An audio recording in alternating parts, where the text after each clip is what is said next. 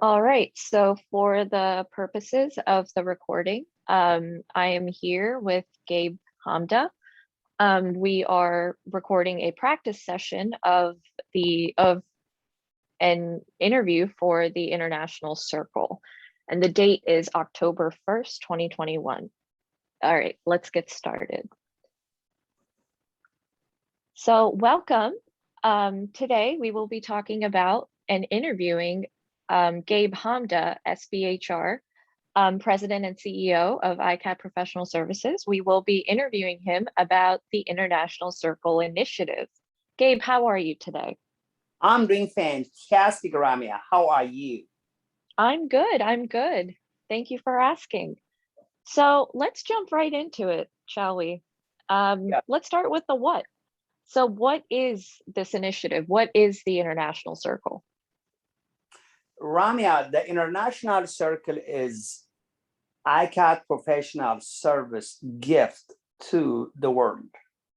So what is it? So it is an online learning platform we are making available to the global community, where anyone who has access to our site can develop proficiency in English, technology, and social enterprise. So we are making these three essential ingredients available to the global community.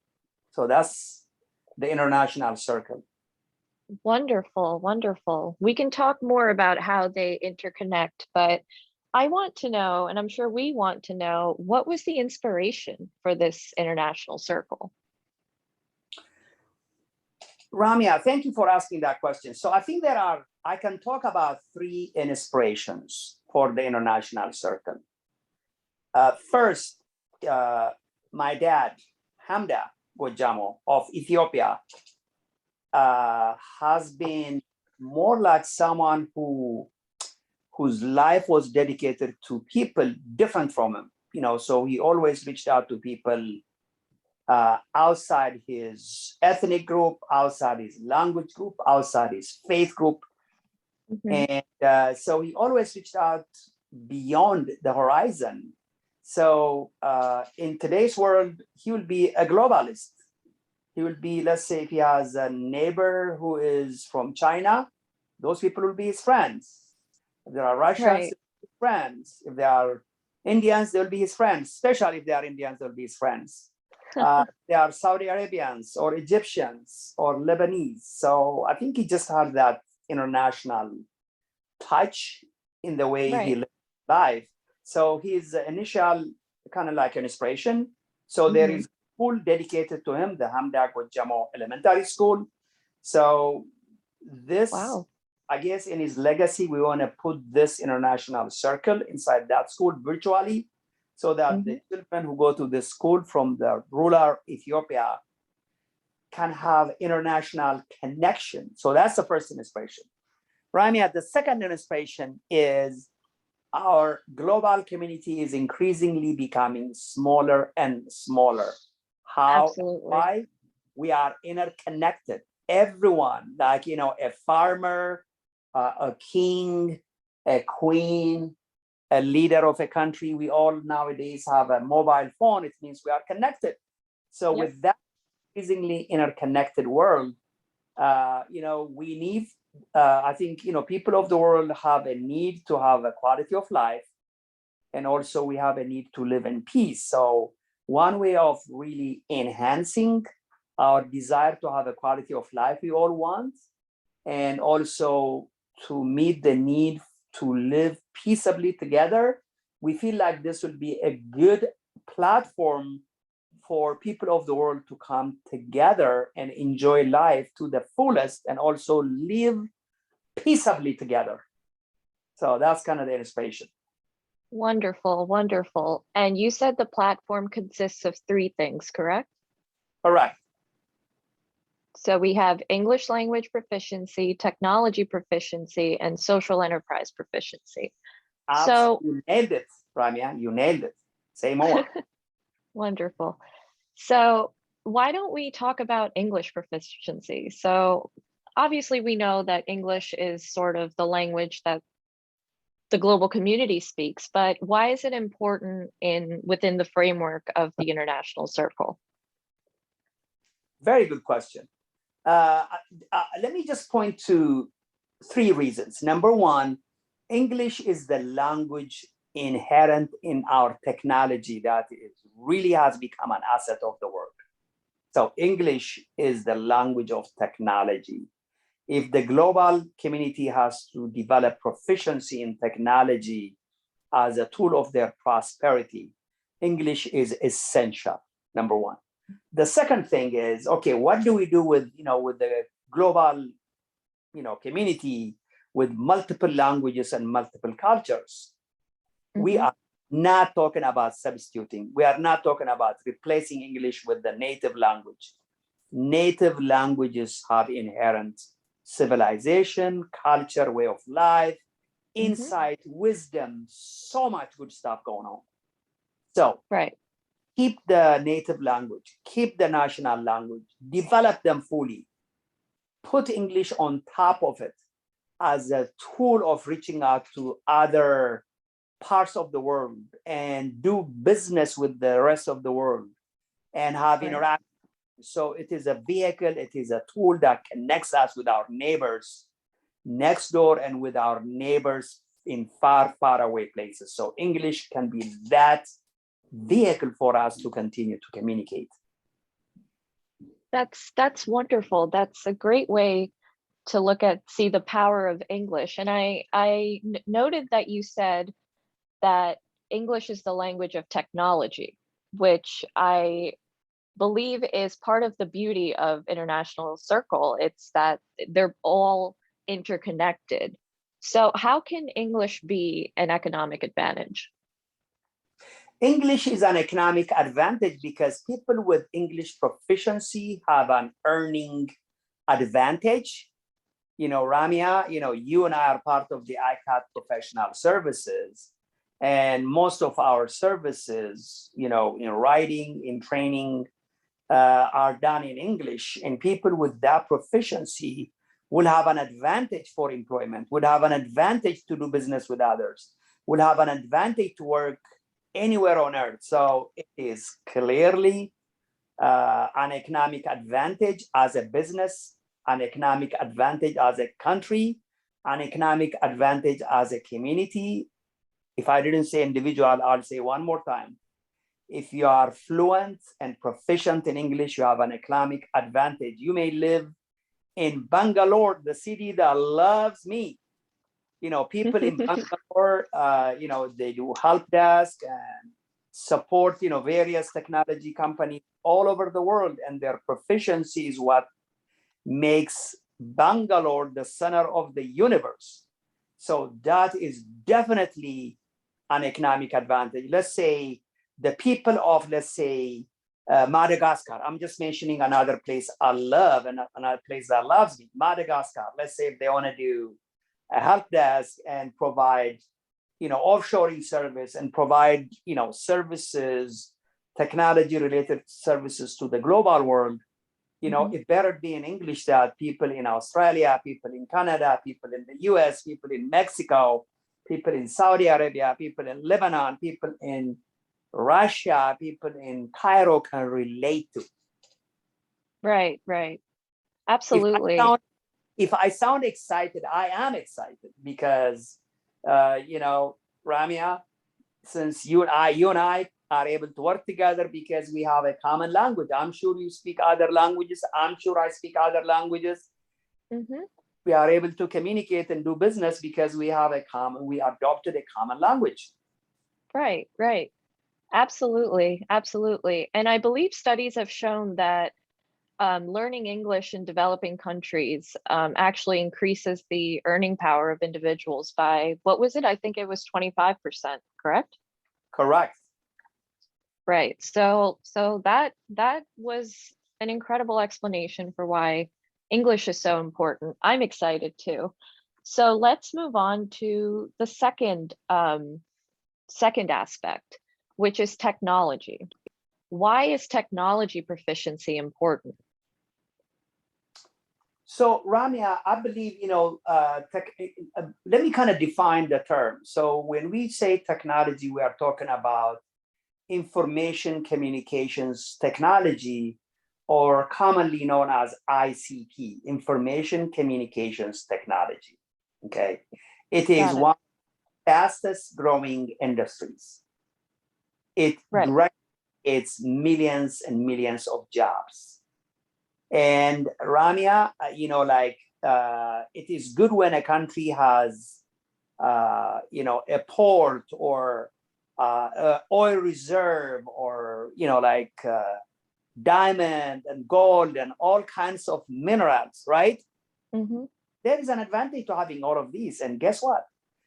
Technology has become the new gold. It has become the new oil. It has become the new port.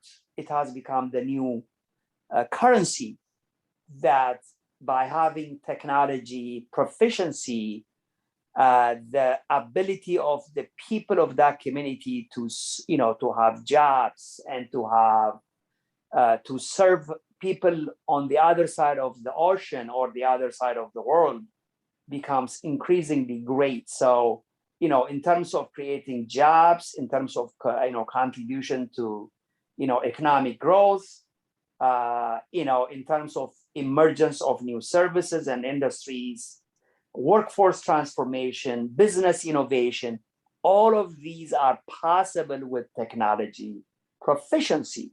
Now, Ramya, I just want to make one differentiation. Mm-hmm.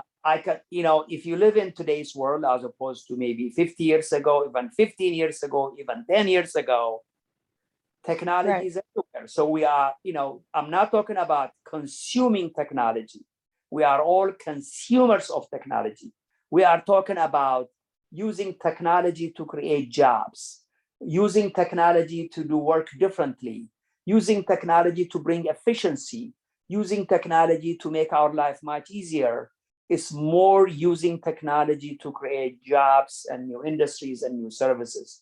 So we're talking about one level up, where you use technology as a currency to advance the local economy. Got it. Got it. So not only is technology important, especially information communications technology, it is essential to economic development. Correct. So Got it.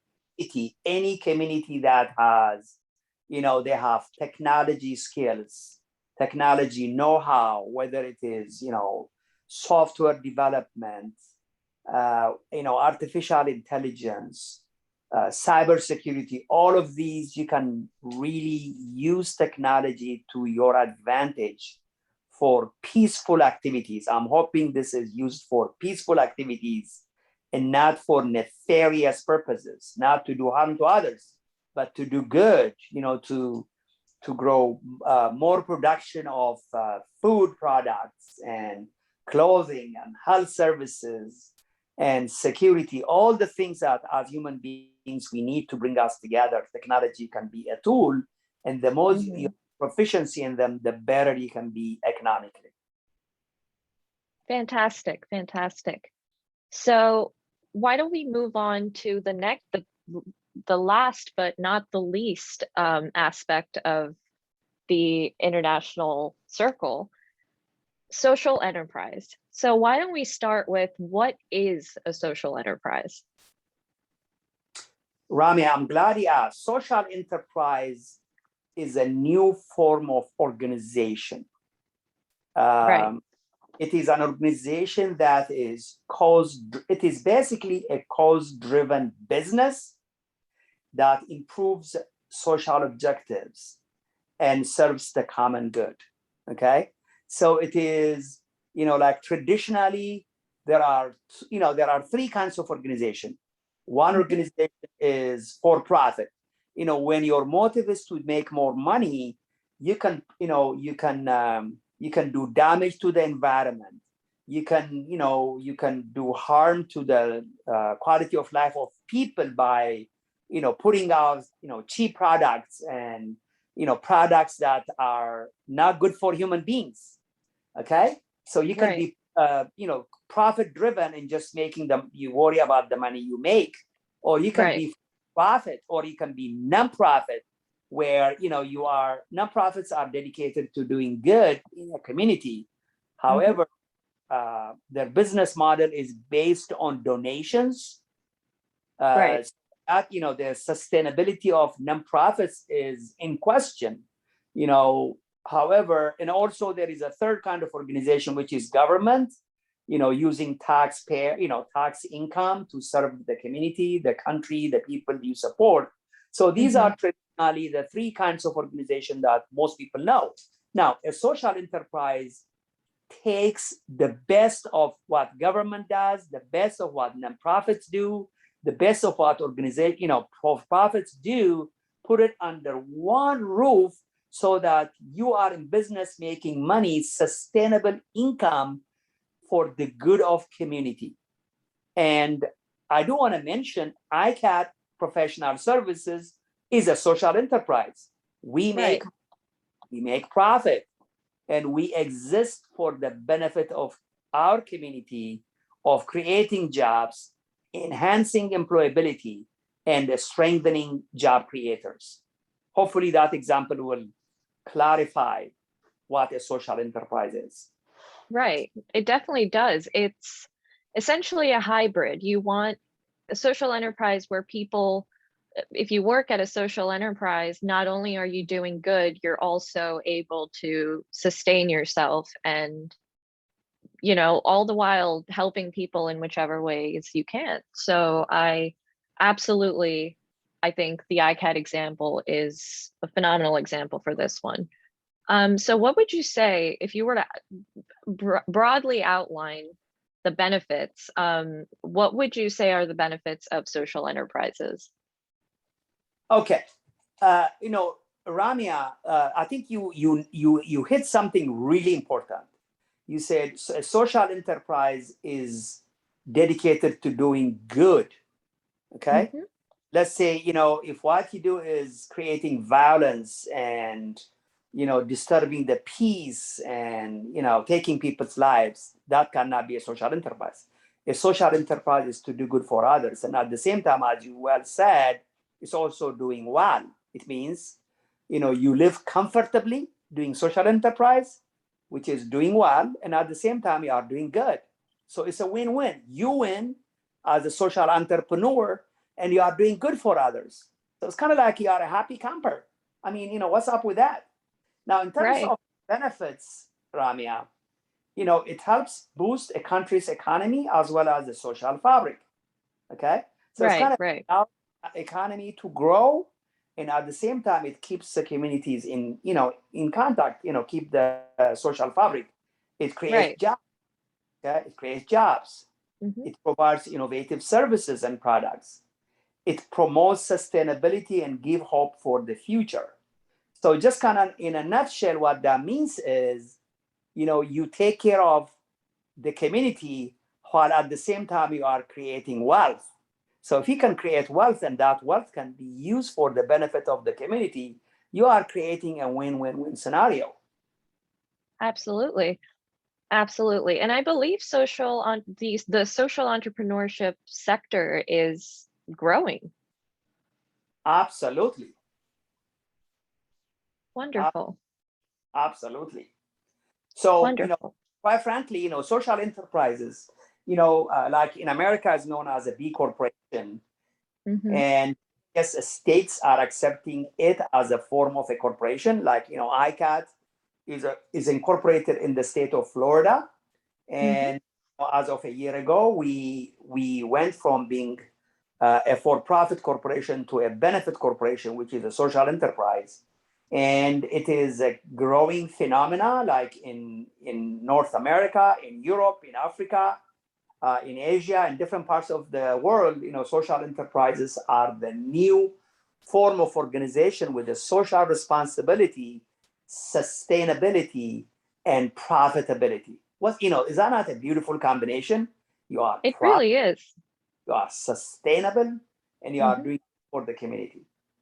And everyone who goes to work at a social enterprise has has this motivation that's much bigger than themselves, and I think it provides a fulfilling job.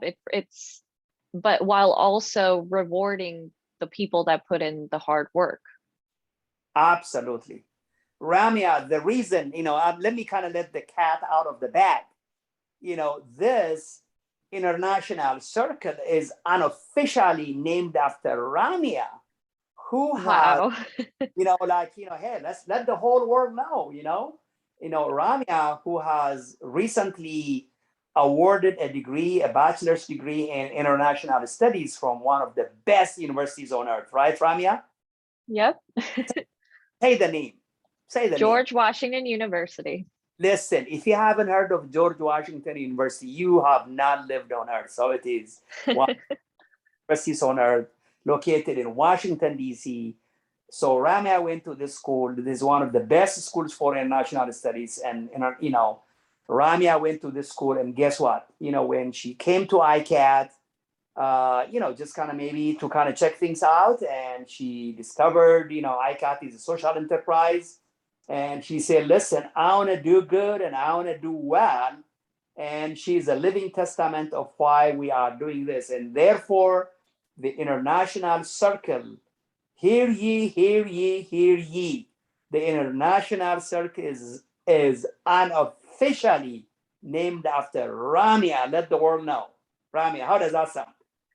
That sounds incredible. To speak to your earlier point, yep, I decided that that ICATT was doing something very important, and that's what I meant earlier when I said that it gives people a different motivation to go to work and do the work, and I fundamentally believe that ICATT does good work, and so I've stuck around, and I'm really, really fulfilled and happy. So, with that said, do you have any closing remarks, Gabe?